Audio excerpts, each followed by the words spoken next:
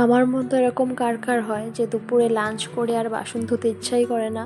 আমি কিন্তু খুব কমই লাঞ্চ করে বাসন বর্তন ধুয়ে রাখি। তো দেখো, লাঞ্চ করে ঘুমিয়ে গেছিলাম, আর উঠে সন্ধ্যাবাতি দেওয়ার আগে ভাবলাম যে না, বেসিনটা একটু ক্লিন করে নিই।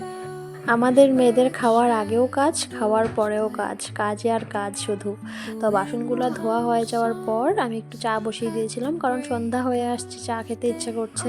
চা তো বসিয়ে দিয়েছি, তারপর দেখলাম যে না, সন্ধ্যা হয়েই গেছে, চাটা একটু পরে বসালেই ভালো ছিল। তারপরেও চাতে একটু চিনিটা দিয়ে গ্যাসটাকে অফ করে তারপর ঝটপট করে হাত পাও ধুয়ে চলে গেছিলাম সন্ধ্যা দিতে। কারণ সন্ধ্যার সময় না, যখন চারপাশ থেকে কাঁসা ঘন্টার আওয়াজ আসে, তখন যেন নিজেকে ঠাকুর ঘরের থেকে টানে কেমন একটা।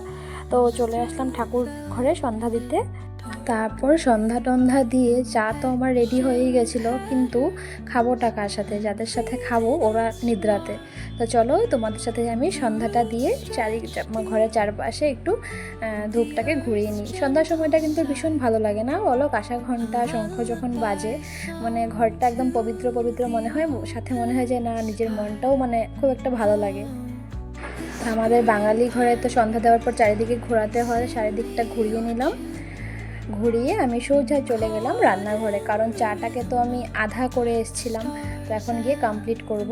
আর এই যে দেখো, আমার চা হয়ে গেছে, কিন্তু ওই যে বললাম কাদের সাথে খাবো, ওরা ঘুমাচ্ছে। তো ভাবলাম যে একটু কাপড়গুলো ভাঁজ করে নিই, কারণ অনেকগুলো কাপড়, এই কাপড় ধোয়ার থেকে বেশি টাফ মনে হয় আমার ভাঁজ করে জায়গাতে রাখা। তো ওরা যখন শুয়েছিল, ভাবলাম যে কাজকর্ম মোটামুটি শেষ, চাও শেষ, সন্ধ্যা দেওয়াও শেষ, তাহলে একটু মানে কাপড়গুলোকে একটু ঠিকঠাক করে রাখি। তারপর তো ওরা উঠে গেছে আমার কাপড় ভাঁজ করতে করতে, তারপর সবাই মিলে চাটা খেয়ে নিলাম। আর খাওয়ারটা ক্লিপ নেওয়া হয়নি, তারপরে কালকের থেকে আয়ানের এক্সাম শুরু হবে, তো ওকে নিয়ে একটু বসে গেছিলাম পড়াতে। তো ভিডিওটা আজকের বিকালটা আমার এইভাবেই কাটলো। ভালো লাগলে একটা লাইক অবশ্যই করে দেবে। দেখা হবে নতুন একটা ভিডিওতে। সবাই ভালো থেকো, সুস্থ থেকো, টাটা।